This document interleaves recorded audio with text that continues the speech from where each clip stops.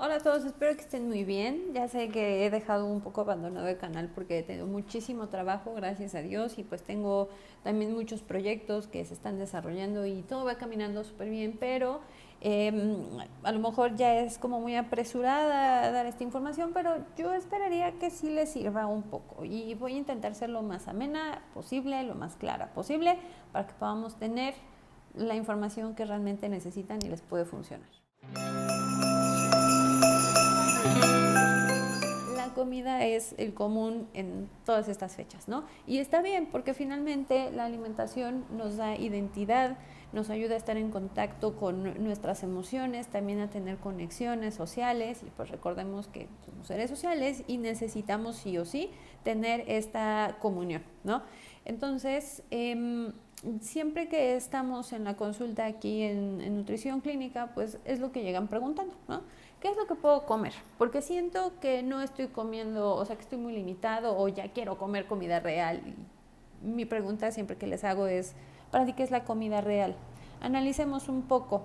Tenemos nuestra distribución de los grupos de alimentos, que lo podemos ver claramente en el plato del bien comer, en donde tenemos verduras, tenemos frutas, tenemos cereales, tenemos alimentos de origen animal, leguminosas, algo de grasas y azúcares que son como accesorios, y en las grasas tenemos las grasas sin proteína y las grasas con proteína, ¿no? También se me pasaba que están los lácteos.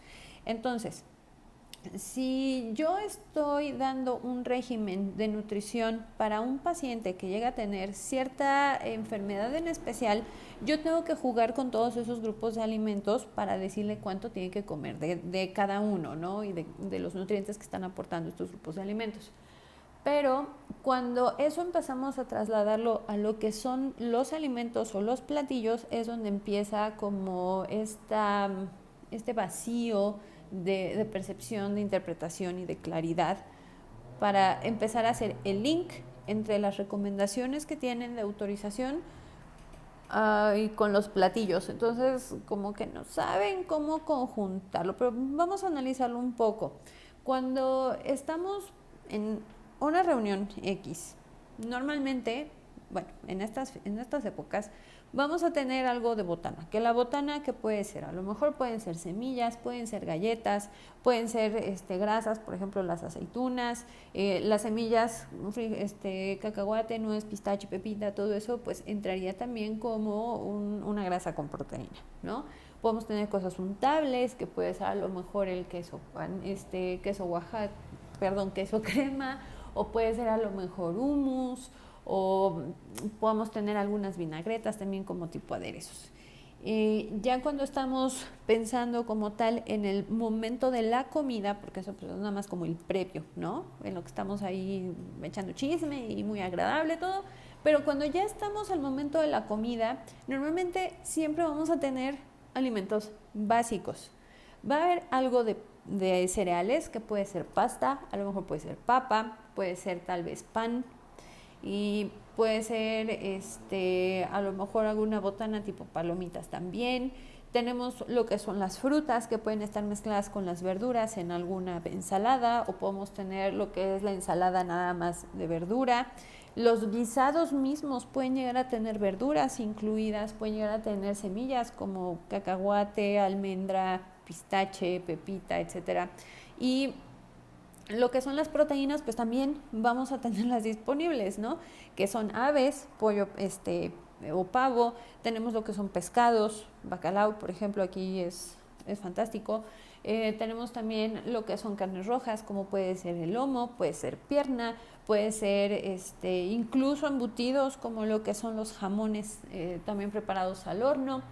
Y vamos a tener tal vez algo de lácteos pensando en cremas, quesos, que eso también serviría como botana en muchas ocasiones, o que sean parte de los guisados, pensando que a lo mejor se está haciendo una crema de verdura y le ponen crema y le ponen leche, pues también ahí entrarían ese tipo de alimentos, ¿no? Entonces, cuando a mí me están diciendo, es que, ¿cuándo voy a poder comer alimentos reales? Es como, pues todos los alimentos son reales, ¿no? O sea, como ahí siempre me sacan de onda. Y justamente por eso es que les empiezo a explicar toda esta parte. ¿Por qué? Porque no porque estén con un régimen quiere decir que nada más van a estar comiendo pechuga de pollo con un montón de lechuga, ¿no? Al contrario, tenemos que ayudarles a que vean que pueden consumir prácticamente de todo. Obviamente depende mucho cuál es la enfermedad que tengan para que nosotros podamos hacer ciertas recomendaciones. Pero en general, si vemos las bases de los platillos, pues son alimentos que son saludables. Ahí el tema sería más un poco lo que son las preparaciones, pero pues esas pueden ser autorizadas dependiendo que sea lo que tiene el paciente. Y bueno, recomendaciones para población en general es que sean alimentos bajos en grasa, es decir, que no estén ahogados en aceite, fritos, capeados, empanizados, hasta los rostizados, pero por un día que se lo coman no pasa absolutamente nada. ¿Qué otra recomendación general tenemos? Evita los azúcares añadidos, pero por un día que se tomen el jugo o que haya refresco o que coman postres, no pasa absolutamente nada. Lo malo sería que fuera en constante a lo largo del tiempo, ¿no? Pero por 1 o 2 días que lo hagan, más en estas fechas, it's okay, no pasa nada. Eso sí, siempre manténganse activos, que eso es fundamental. Y pues ya entrando a recomendaciones específicas, depende cuál sea la enfermedad, va a ser la recomendación y los cuidados que se deben de tener. Tres tipos de pacientes que veo muchos que están en posquirúrgico. Pacientes que tuvieron resección intestinal y tienen estomas, principalmente ileostomía. Ahí la proteína es fundamental. Bueno, spoiler alert, todas las enfermedades necesitan proteína. Entonces, proteína es lo más importante. ¿Dónde está la proteína? En las aves, en el pescado, en el lomo, en la pierna, hasta me podría atrever a decir que en los embutidos. Sin embargo, en los pacientes con ileostomía se recomienda que se eviten los embutidos, junto con lo que son los alimentos sumamente grasosos, porque les pueden llegar a generar diarrea, y los muy picantes o muy irritantes les pueden llegar a generar mucho gas. Entonces eso puede conjuntarse y hacer una obstrucción en el estómago. Eso sería como lo que tendrían que evitar, los alimentos que tienen ese tipo de preparaciones. Pero lo que son carnes blancas las pueden comer, alimentos que no estén muy caldosos también se pueden consumir, frutas, especialmente hablando de manzana y pera, plátano, son buenísimas, y pues si la ensalada tiene manzana, siempre y cuando esté sin cáscara, se puede llegar a consumir. Si es reciente creación esa ileostomía, pues puede ser fruta y verdura cocida. Las pastas, por supuesto que las pueden comer. Yo necesito que ese estómago gaste menos o menos líquido, dando más harinas. Entonces pueden consumir pan, pueden consumir papa, pueden consumir pastas, y de preferencia que todo sea lo más seco posible. Y no quiere decir que no lo coman, pensando a lo mejor en un bacalao, pues nada más le quitan el caldito y se comen el pescado. Cuidado con las espinas, nada más. Por ejemplo, los pacientes que llegan a tener restitución intestinal, debemos ver si ya están tolerando una dieta normal o están todavía con dieta blanda. Y si están con dieta blanda, son recomendaciones también como muy generales en el aspecto de que deben de ser preparaciones muy bajas en grasa, fritos, capeados, empanizados, no, de preferencia al horno, a la plancha, empapelados o al vapor.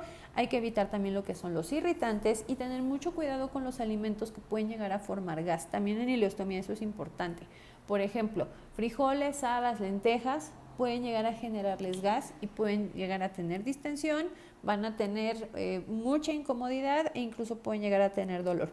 Y los pacientes que les llegan a quitar la vesícula, también hay que cuidar mucho los lácteos y las grasas. Pueden comer también todo lo demás, pueden comer fruta, verdura, pastas, pavo, pollo, quesos no, crema no, mantequilla no, porque eso les puede llegar a generar diarrea. Pero todo lo demás sí lo pueden llegar a consumir. Y lo que son, por ejemplo, las semillas, cacahuate, nuez, pistache, pepita, etcétera, etcétera, etcétera, pueden llegar a consumirlas en muy poca cantidad si previamente ya lo intentaron, porque si no les puede dar diarrea en los pacientes que les quitaron la vesícula. En pacientes con restitución intestinal no tendríamos mucho problema, y en pacientes con ileostomía todo eso debe de ser en crema. Crema de cacahuate, crema de almendra, crema de cualquiera de esas semillas se puede consumir de forma segura y estamos disminuyendo el riesgo de que el estómago se tape. Si es un estómago de más tiempo, pues entonces ya pueden llegar a consumir incluso lo que son frutas crudas, sin cáscara todavía, pero ya pueden ser crudas, al igual que las verduras, y ya pueden empezar a integrar lo que son las semillas. Ojo con las palomitas también, no se vayan a obstruir. Pacientes que tienen problemas de hígado o de páncreas, mucho cuidado con las grasas nuevamente. ¿Por qué? Porque por un lado, si estamos pensando a lo mejor en una cirrosis, puede llegar a generarse una afectación en la función del hígado y terminar en el hospital. Y en el páncreas pasa lo mismo, pueden llegar a generar una pancreatitis aguda. ¿Sí? Y me ha tocado ver, recuerdo mucho un caso que me tocó atender en el Hospital General, que la historia de ingreso, la historia clínica decía, después de un alto consumo de carnitas, entre comillas, fue que el paciente llegó con una pancreatitis severa. Entonces hay que tener mucho cuidado con las grasas cuando hay antecedentes de problemas de hígado o hay una pancreatitis crónica. Ajá. Lo que es la proteína, insisto, es fundamental. Entonces, si hay cirrosis, de preferencia que sean proteínas vegetales, lo mínimo que se pueda consumir de proteínas animales, de preferencia carnes blancas, bueno, pollo, pescado, pavo, incluso lo que son claras de huevo o quesos blancos, pensando en un queso panela, en un queso cottage, queso de cabra, eso se pueden llegar a consumir sin tema en el cuadro de cirrosis, pero principalmente ahí hay que darle prioridad a la proteína vegetal.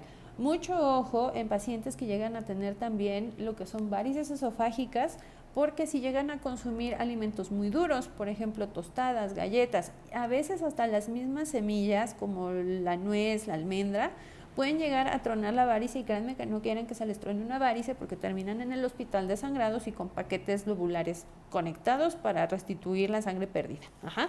Entonces, en cirrosis esos serían los cuidados que deberían de tener. Lo que son fibra, frutas, verduras, cómanlas, no pasa nada, contrario, nos ayuda a que el intestino mantenga un buen funcionamiento. Y si llegan a tener algo de lácteos, por ejemplo, algún dip a base de yogurt natural, también se puede comer, porque se ha visto que en cirrosis es mejor la proteína animal derivada de los lácteos que de las carnes. Pero no quiere decir que no las coman, sí las pueden llegar a consumir, pero dando prioridad a las proteínas vegetales, después los lácteos y por último las carnes, especialmente carnes rojas, mucho cuidado. Y en pancreatitis deben de tener mucho cuidado con las grasas, porque aparte de que puede llegar a tener un ingreso hospitalario, también puede llegar a haber diarrea en el cual están perdiendo también algunas vitaminas que tienen que absorberse con la grasa, pero tendrían ese problema, ¿no? Entonces hay que tener mucho cuidado con eso y también porque puede llegar a tener una mayor activación la pancreatitis. Entonces hay que tener mucho cuidado con grasas, pero hay que dar, insisto, prioridad a las proteínas. Y aquí no tenemos tanto tema de si son proteínas vegetales, si son proteínas animales, sin embargo, pues de preferencia que sean proteínas animales, carnes blancas, no lácteos. Aquí sí en pancreatitis hay que eliminar todo lo que se pueda de lácteos. Pero lo que son frutas, verduras, pollo, pescado, pavo, claras de huevo, ¿qué más podría ser? Cereales, obviamente, lo que son harinas, pastas, pan, papa, eso lo pueden consumir.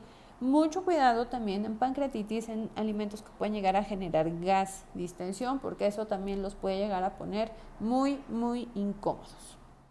Pacientes con cáncer, por supuesto debemos de saber qué cáncer es, en qué órgano está y en qué etapa está, si es para curación o si es en paliación. Pero si estamos pensando a lo mejor en pacientes con cáncer que tienen inmunoquimioterapia o una radioterapia localizada en tracto gastrointestinal, pueden llegar a tener problemas en la tolerancia a ciertos aromas, a ciertas consistencias, sabores, incluso temperaturas. Entonces debemos de tener mucho cuidado al respecto, pero lo que hemos visto es que les cuesta mucho trabajo consumir lo que es la proteína animal, y no nada más en ellos, sino en todos los pacientes que están como saliendo del hospital les cuesta mucho trabajo masticar, porque a lo mejor sienten que es muy masudo. Entonces deben de tener mucho cuidado. Obviamente las carnes rojas pues pueden ser un poquito más difíciles de masticar. Carne molida puede ser una buena opción. Lo que es pescados son muy suaves, entonces esos también son muy buenas opciones. Las aves Lo que es la parte de la pechuga siempre va a ser como más seca, más difícil de masticar, a diferencia, por ejemplo, de una pierna. Entonces, ahí pueden llegar a tener la elección. Por ejemplo, si hay pavo, bueno, pues no le doy pechuga, mejor le doy una piernita, ¿no? Si hay algún caldo, pues entonces no le voy a dar pechuga de pollo tampoco, le voy a dar pierna. Lo que es el queso lo pueden llegar a tomar también sin ningún problema. Principalmente pues tenemos que darles muchos antioxidantes, entonces frutas y verduras crudas son buenísima opción también, que lo pueden llegar a consumir.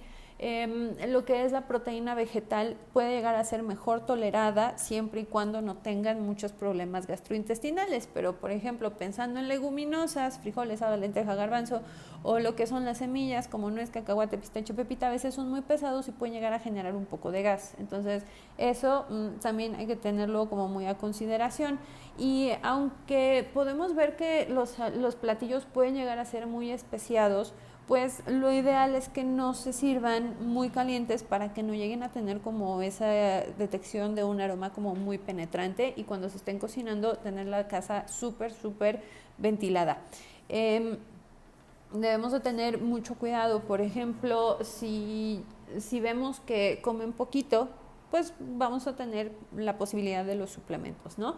Y de forma particular yo he visto como familia mía que la han necesitado, llegan, se sirven su vasito con unos 2 hielitos, se ponen el suplemento, se lo están tomando, en lo que están llegando un poquito de la cena, a lo mejor no se acaban todo, pero pueden disfrutarlo, ¿no?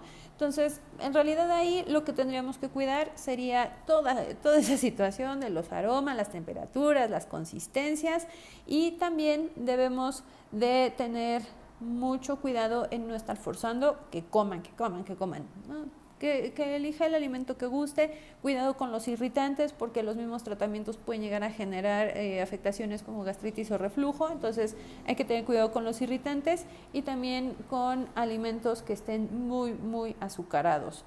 Pero que se les antoja el postre, pueden comerlo, no pasa absolutamente nada. Pacientes con EPOC.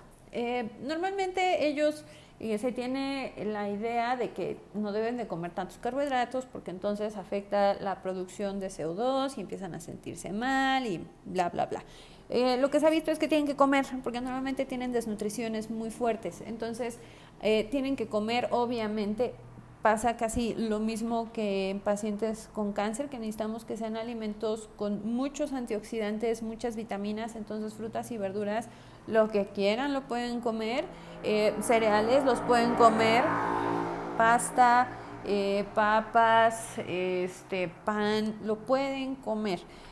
Las grasas también se pueden llegar a consumir sin ningún problema, y aquí más que nada pues es ver cuánto apetito tiene el paciente, ¿no? Pero puede comer absolutamente de todo. Proteína es súper importante también, entonces puede ser carne roja, puede ser carne blanca, puede ser huevo, pueden ser los frijoles, puede ser humus de garbanzo, pueden ser las semillas, no tenemos mucho problema con ellos.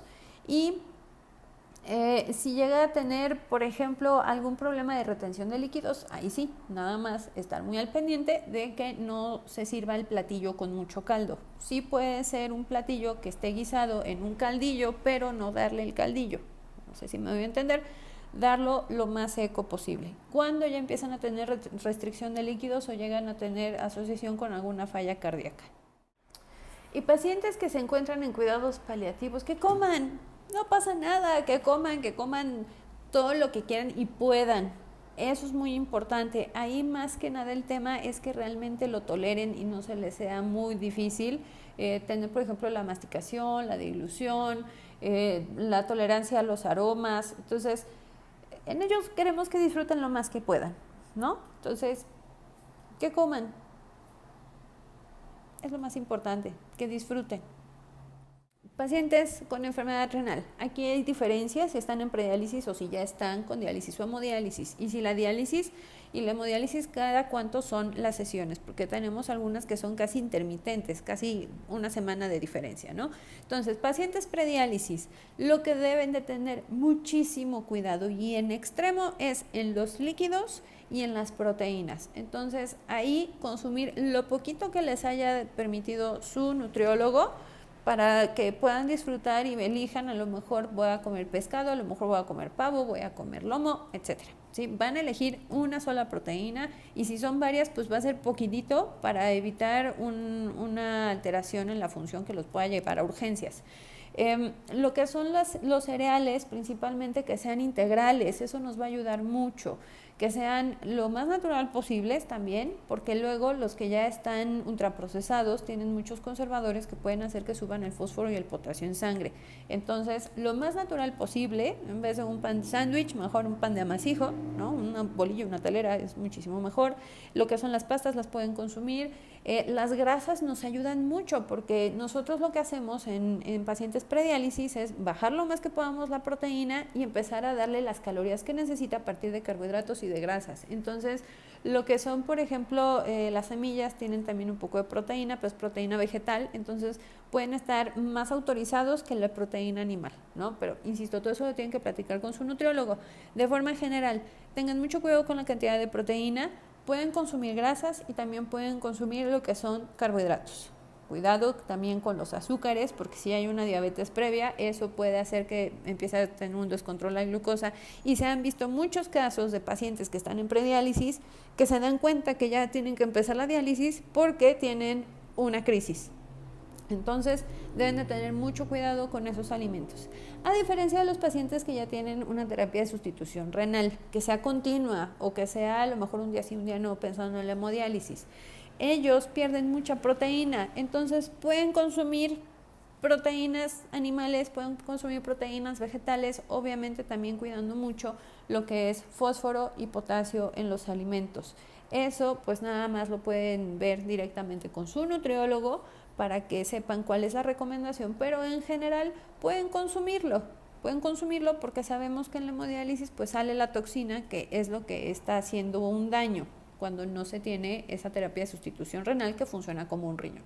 Entonces, pueden comer proteína animal, pueden comer proteínas vegetales, pueden comer frutas, pueden comer verduras, las ensaladas, que a lo mejor un poquito de botana con algunas nuececillas o a lo mejor queso crema para untar unas galletas, eso lo pueden consumir, ¿sí? Y mucho cuidado, eso sí, con los líquidos. Deben de saber también cuánto es lo que pueden llegar a consumir de agua y especialmente si están en prediálisis para que no se hinchen.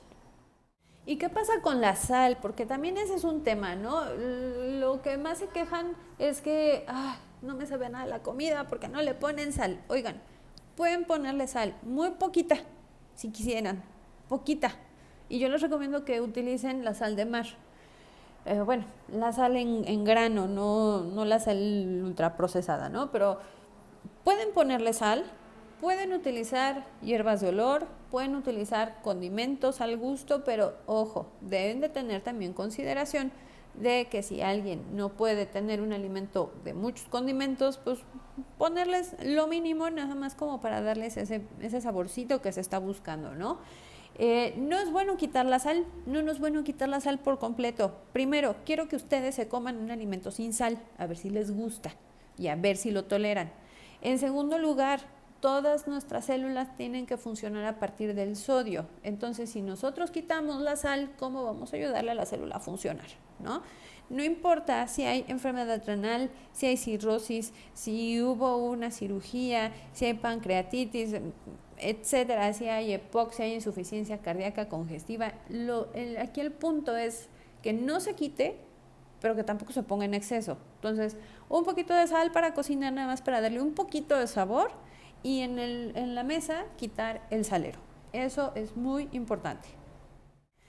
Y bueno, en sí para todos los pacientes, independientemente de la enfermedad que tengan, el tema aquí y lo importante y lo que hay que buscar es que se sientan bien con esa convivencia, que no se sientan segregados, que no sientan que ellos van a tener una dieta diferente a lo que están comiendo los demás, porque eso puede ser un choque muy fuerte, emocional, psicológico, cultural, y si de por sí ya tienen, ya empiezan a tener estas fisuras en su personalidad, en su identidad, por la misma carga de la enfermedad, si todavía los limitamos más, pues bueno, pobre gente, o sea, ¿cómo los vamos a estar ayudando, no?